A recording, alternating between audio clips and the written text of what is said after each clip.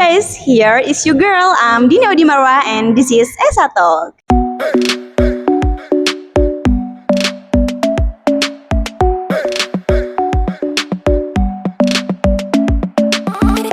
Oke, di sini kita kedatangan narasumber yang mengikuti program Kampus Mengajar nih. Di sini narasumbernya sangat luar biasa. Kita perkenalkan diri dulu ya. Oke, silakan perkenalkan diri nih Aikal. Oke, thank you. Halo semuanya, nama aku Muhammad Ilham Walidzi, aku dari PBI semester 6A. Salam kenal. Oke, Aikal atau Airsya ya, bisa Ya, dipanggil betul. Aikal juga. Gimana nih kabarnya? Alhamdulillah, capek ya. Capek. Hari ini aku presentasi 2 kali soalnya. Sama juga ya. Oke, kita skip dulu nih. Ngomong-ngomong, Aikal kenapa sih tertarik untuk mengikuti program Kampus Mengajar ini? Kenapa tertarik? Jawabannya singkat ya. Karena mungkin rasa kemanusiaan ya teman-teman. Mengingat premis yang dibawa oleh Kampus Mengajar pun mendorong kita untuk berjiwa sosial gitu, untuk mengajar di daerah-daerah yang membutuhkan. Jadi itu yang membuat saya tertarik terhadap program Kampus Mengajar, rasa kemanusiaannya. Oke, berarti lebih ke sosialnya Aikal, betul? Betul. Oke, tapi ngomong-ngomong ya, apa sih benefit yang didapatkan dari Kampus Mengajar ini Aikal? Benefitnya luar biasa banyak ya. Yang pertama dapat teman baru juga. Saya jadi tahu culture dari teman-teman di UPI, teman-teman dari UNESA, teman-teman dari UMI juga. Lalu kedatangan DPL yang luar biasa juga. Miss Elsa, halo Miss, saya anak didik Miss waktu Kampus Mengajar. Beliau dari Unsur Cianjur. Lalu saya juga mendapat akses VIP bisa dikatakan, dapat mengakses laman Merdeka Belajar yang seharusnya itu tuh khusus untuk guru-guru, tapi saya dapat mengakses laman tersebut. Lalu dapat uang saku juga, alhamdulillah. Dan ilmu yang bermanfaat teman-teman, dimulai dari prapenugasan kita ada 7 hari pembekalan yang narasumbernya juga Masya Allah ya, luar biasa semuanya. Jadi sangat membantu saya untuk mengembangkan soft skill dan hard skill saya selama penugasan Kampus Mengajar. Oke, dilihat-lihat Aikal ini orangnya ekstrovert abis ya. Iya. Tapi seru juga ya kalau misalkan ikut kegiatan gitu, nambah-nambah relasi gitu ya. Betul, seru banget. Banyak banget relasi yang kita dapat. Pengalaman. Betul, pengalaman paling penting. Terus yang mengikuti program itu tuh harus dari semester berapa? Siapa aja gitu syaratnya yang boleh ikut program Kampus Mengajar itu? Oke, yang pertama kalau teman-teman mau ikutan ya Kampus Mengajar atau mungkin program-program lainnya yang disuguhkan oleh kementerian, biasanya dimulai dari semester 4 ya teman-teman, karena biasanya itu sudah menjurus ke prodi kita gitu, hal yang fundamental yang diajarkan oleh prodi kita. Jadi mulai di semester 4, terus yang dipersiapkan sudah pasti administrasinya teman-teman, pemberkasan dan hal-hal lainnya. Dan yang paling penting itu persiapkan diri teman-teman. Karena kalau teman-teman tidak mempersiapkan diri sebaik mungkin, kayaknya tidak dapat lolos gitu program tersebut. Karena kita kan sistem eliminasinya satu Nusantara gitu teman-teman, satu Indonesia. Jadi sangat menantang. Hebat-hebat. Berarti untuk lolos ke program ini tidak mudah ya Aikal ya? Betul. Aduh, hebat sekali. Berarti tepuk tangan buat Aikal. Hebat. Kalau misalkan semester-semester yang di bawah Aikal nih, atau yang sudah memenuhi syarat misalkan, mau daftar, kita harus hubungin siapa nih Aikal? Jadi teman-teman bisa cek Instagramnya kampusmengajar.id. Terus kalau sudah ketemu laman pendaftarannya, tinggal daftar aja. Jangan lupa izin juga nanti ke Kaprodi, terus ke kampus juga. Karena kita perlu surat tugas juga dari kampus teman-teman. Sehingga seperti itu kurang lebih. Tapi entah gitu ya nanti next generation seperti apa tahapan pendaftarannya. Tapi yang jelas kalau di season 8 kemarin kita daftar dulu lewat laman online, terus kita laporan ke kampus. Oke, hebat. Tapi Kampus Mengajar ini ditempatkan tempat-tempat gitu ya Aikal ya? Betul. Aikal ini kebagian di mana nih kalau di Sukabumi? Aku kemarin ditempatin dengan jarak 36 km di daerah Cisaat. Aku lupa nama kampungnya, ya Allah maafin ya. Emang rumah Aikal di mana? Aku tinggal di Goapara. Oh. Jadi jarak tempuh ke tempat sekolah penugasan itu 1 jam kurang lebih. Oke. Dan aksesnya pun bagi saya pribadi masih sangat danger gitu karena jalannya berbatu teh. Sehingga saya pun waktu penugasan sempat jatuh satu kali karena waktu itu musim hujan sehingga motornya oleng dan Oke, saya hebat kecelakaan. perjuangannya ya. Ini kira itu sesuai domisili gitu. Gimana cara penempatan kampus mengajar itu gimana, Aikal? Oke, kalau untuk penempatannya, jadi nanti kan waktu di pendaftaran sama pihak kampus mengajar ditanya nih teman-teman tuh domisilinya di mana, mau menyesuaikan sesuai KTP atau menyesuaikan titik koordinat yang teman-teman itu mau ditempatin di mana bisa seperti itu. Cuman kalau tidak salah jarak minimal atau maksimalnya itu 30 km kalau tidak salah ya teman-teman. Jadi dicek aja nanti ya di laman kampusmengajar.id, tahu-tahu gitu kan kebijakannya berubah. Jadi gak bisa milih sendiri nih lokasinya. Betul, tapi kalau dulu season 3 atau 4 gitu ya, itu masih sempat milih sendiri kalau tidak salah. Oke. Kalau misalkan nih kita nggak setuju sama lokasinya itu gimana, Aikal? Nah, jadi waktu teman-teman lolos pemberkasan, nanti akan ada email nih, pemberitahuan entah itu selamat atau tidak selamat. Nah, kalau misalkan selamat, teman-teman masih dikasih opsi, entah itu mau mengambil program ini atau tidak gitu. Jadi nanti bisa berpikir 2 kali gitu. Jadi aman teman-teman, gak perlu overthinking pokoknya. Jadi pemerintah tidak mau tahu gitu ya, Aikal. Disediakannya tempatnya ini. Kalau misalkan kita gak setuju sama semua pilihan itu berarti ya gimana? Mungkin kembali lagi ke niatan teman-teman ya, karena ini kan kampus mengajar itu diadakan untuk membantu sekolah-sekolah yang memang masih minim gitu dari segi fasilitas, dari segi tenaga pendidiknya, sehingga ketika teman-teman sekarang pilih-pilih agak dipertanyakan gitu gelar mahasiswanya begitu. Oke, karena juga banyak yang keterbatasan, mungkin Betul. transportasi, Ya, juga ongkos betul. juga kan kalau misalkan kejauhan gitu. Terus selama mengikuti kampus mengajar ini, Aikal suka dukanya apa aja nih? Pasti ada dong. Udah berapa tahun Aikal berarti? 4 bulan ini 1 semester, tidak bertahun-tahun. Tapi emang pasti ada lah ya, banyak suka dukanya. Salah satunya apa nih, Aikal? Suka sukanya dulu ketemu anak-anak sih. Karena bagi aku ya yang umur udah 20-an ketemu sama para remaja 15 tahun, 13 tahun. Seru gitu. Karena interaksi sama mereka membawa aku menjadi anak kecil lagi gitu. Jadi excited aku ketika datang ke kelas atau mungkin bermain pas pelajaran jam istirahat. Seru banget gitu teman-teman. Terus untuk dukanya karena waktu itu hujan ya teman-teman, aku berduka gara-gara jarak tempuh yang jauh gitu. Karena orang tua juga khawatir terkait pulang perginya aku ketika kampus mengajar. Karena posisinya itu musim hujan teman-teman. But yang lebih duka lagi ya dari pihak kampus mengajarnya, ada beberapa kelompok yang BBH-nya atau uang pencairannya itu ditahan. Seperti saya ada beberapa nominal yang masih ditahan sama pihak kampus mengajar. Lalu kalau dari kampus kita masih kurang gitu untuk segi pengapresiasiannya. Karena waktu di kampus-kampus lain sebelum penugasan itu ada pelepasan dulu, begitupun ketika sudah penugasan. Jadi ada sambutan lah, ada upacaranya. Begitu sih Teh Dini. Oke, selesai itu kita pasti adalah ya tantangannya yang pasti dihadapi oleh kita semua yang akan dan juga yang sudah yang Aikal jalani ya, pasti ada tantangannya. Tantangan yang Aikal jalani atau misalkan apa sih yang pasti ditantang oleh program tersebut bagi kita gitu? Yang sudah pasti itu komunikasi ya teman-teman. Gimana caranya kalian ngebangun chemistry sama orang baru, terus kelompok yang baru, bahkan tempat yang baru. Karena di situ kita nggak hanya ngobrol dengan kita, anggota kita, tapi kita berhubungan dengan guru langsung, siswa, bahkan warga sekitar gitu teman-teman. Jadi tantangan terbesar itu komunikasi. Itu aja sih dari aku mah. Selebihnya terima saja ya teman-teman. Ini pembelajaran pendewasaan bagi kalian yang ingin jadi manusia.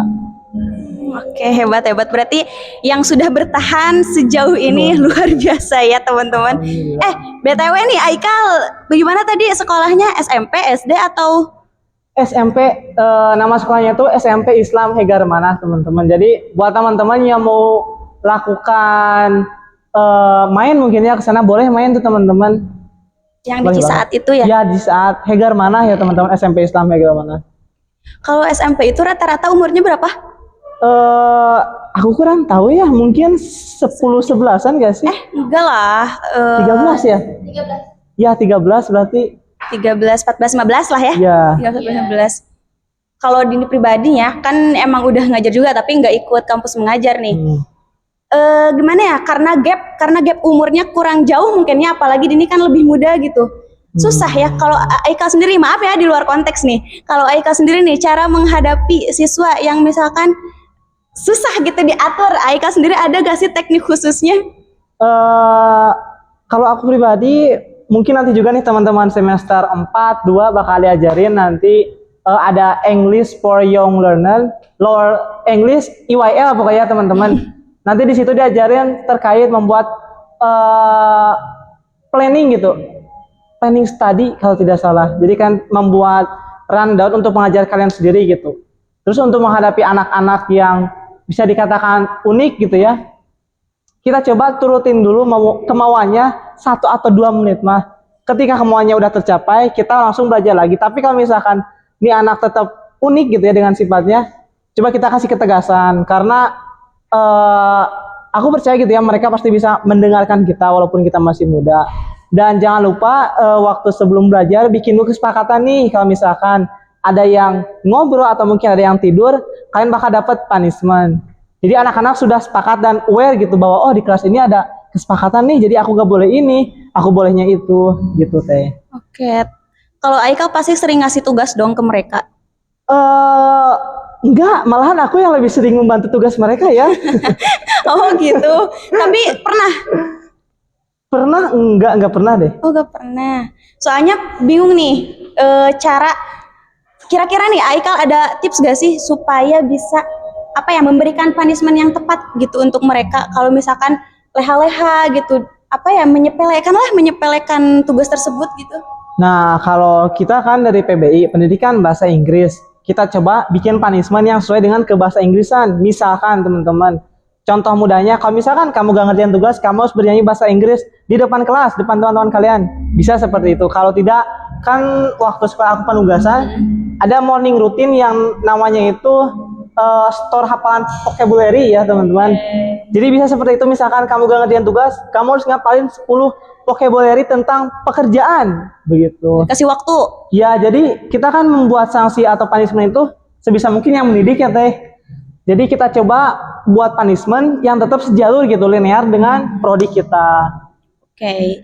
Jadi emang sih ya zaman sekarang tuh emang udah gak zaman gitu ngasih hukuman ke anak dalam bentuk kekerasan gitu. Betul. Ya Aikal. Jadi kita lebih ngasih punishmentnya itu lebih ke arah akademik aja lah mendingan gitu, daripada ke hal-hal kekerasan yang tidak mendidik gitu ya, lebih membuat inner child daripada mendidik anak itu sendiri gitu ya zaman Betul. Sekarang. Apalagi nih karakter Gen Z ini agak-agak agak lemah gitu, agak melewat gitu ya mentalnya gitu, gak tekaur lah kalau dalam bahasa Sunda itu tekaur dibentak sedikit gitu langsung kayak bikin story ya, bikin thread di X. Misalkan aku di sini sambil geter. Apalah guru itu. Bercanda guys. Iya. Kalau misalkan nih Aikal, kita mau mengikuti program ini, pasti ada nih yang harus disiapin. Tadi seperti yang Aikal bicarakan, ada nih hal-hal yang harus kita siapkan sebelum di jauh-jauh hari sebelum kita mengikuti program tersebut. Apa sih yang harus disiapkan itu? Yang pertama versi aku ya teman-teman, pantau timelinenya. Karena kadang-kali kita lupa gitu, oh ternyata besok teh udah penutupan gitu. Jadi yang pertama, coba pantengin terus aja IG kampusmengajar.id, kemudian coba lengkapi juga pemberkasannya. Karena kalau tidak salah waktu itu aku selain mengisi formulir ya teman-teman, disuruh ngumpulin juga tentang CV, terus tentang KHS juga. And then waktu sudah keterima, teman-teman langsung datang ke kampus buat minta surat rekomendasi kalau tidak salah. Entah itu surat tugas, aku lupa ya. Sesudah dapat pemberkasannya, langsung teman-teman datang ke Dinas Pendidikan buat memverifikasi bahwa Pak saya lolos program ini. Sesudah itu langsung deh lapor ke sekolah penugasan. Kalau tidak salah seperti itu ya teman-teman. Tapi tetap aja stay tune di kampusmengajar.id. Itu tuh prosesnya sulit gak sih menurut Aikal? Pasti ada proses-prosesnya gitu kan ya? Ada tingkatannya gitu. Ada kendala yang signifikan gak sih? Yang sulit sekali gitu, yang susah dipersulit gitu. Yang dipersulit ya. Sebenarnya yang kalau misalkan disebut rada sulit mungkin untuk keep in touch sama dinas pendidikan teman-teman, karena takutnya orang yang bertanggung jawab terkait program ini tidak ada di tempat begitu. Terus aku lupa nih, nanti juga suka ada sesi untuk mengerjakan soal-soal teman-teman. Jadi sebisa mungkin diperdalami lagi tentang kewarganegaraan teman-teman, terus tentang ilmu-ilmu pendidikan lah gitu teman-teman. Gitu sih teh.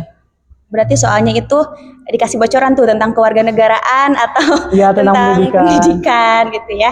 Karena kan kampus mengajar pasti betul, harus berkaitan dengan pendidikan. Kalau di kelas Aikal ada berapa orang nih yang ikut kampus mengajar, atau misalkan yang seleksinya ada berapa orang, keterimanya berapa orang gitu? Di kelas aku yang ikutan itu hampir semua ya teman-teman.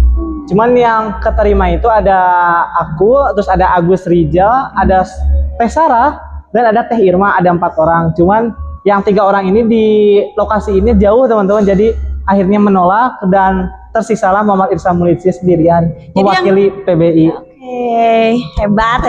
Jadi yang bertiga ini mengundurkan diri gitu ya, batal ya, langsung. Karena jaraknya jauh gitu teh. Oke, hebat. Gimana, seru? Seru banget sih ngobrol sama Teh Dini guys. Jangan lupa di followingnya Dini Marwah ya. Enggak. Oh bukan. Dini I-nya 3.am. Tapi aku mau nanya, boleh gak ke Teh Dini? Boleh banget. Teh Dini kira-kira tertarik gak sih sama program pengabdian masyarakat gitu? Tidak hanya yang di kampus KKN nanti gitu ya, tapi program yang diluncurkan oleh pemerintah mungkin, atau mungkin oleh aktivis sosial, gitu, organisasi sosial. Tertarik Pasti gak? Dini tertarik banget, karena emang Dini orangnya bisa dibilang orang sosial gitu ya. Kadang pemalu, tapi kalau misalkan udah terjun nih ke dunia, ke masyarakat gitu, ke hal yang berbau sosial itu seru sih guys sebenarnya. Kalau orang introvert dia, kalau recharging itu kan pasti sendiri di kamar, butuh kesendirian, kesunyian. Kalau Dini itu beda sebenarnya guys. Dini itu bisa recharging itu kalau misalkan udah ngobrol sama yang lain, baru energi Dini itu ke recharging. Aneh kan? Aneh banget. Enggak, aman. Aneh. Oh, berarti kamu ekstrovert juga ya? Bisa dibilang ekstrovert. Oh, bisa. Ekstrovert. Terus dari pernah dengar bener gak sih bahwa MBKM itu ditutup gitu, Aika? Betul gak sih? Nah ini saya juga kurang tahu ya, belum ada verifikasi secara ofisial ya teman-teman. Cuman yang memang beredar itu bahwa tidak akan ada kampus mengajar season 9. Tapi jangan berkecil hati teman-teman.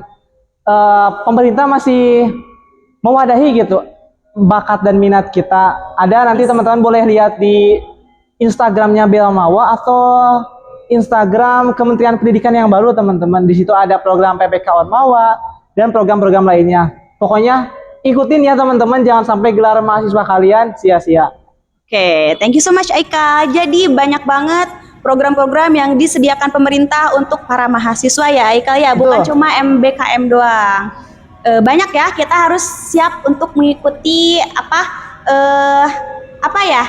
kegiatan yang disediakan oleh pemerintah itu, karena untuk mengimprove diri kita juga gitu. Oke, mungkin itu aja ya Aikal ya, kita bahas itu aja dulu sekarang, nanti kita lanjutlah di lain hari. Oke, tepuk tangan dulu buat narasumber kita. Pengen closingan luar biasa. Gimana? Kayak tadi this is your girl. Gimana? Berarti gimana? This is your. Oke, sak. This is your girl. Masa your girl? Iya, nanti aku beda lagi. Oh itu. Satu. Berarti this is your girl, this is your boy. Ya. This is your girl. And this is your boy. I'm Dini Audi Marwah. I'm Muhammad Irsa Mulidsi. Okay. See you next time. S1. Rambutnya jatuh.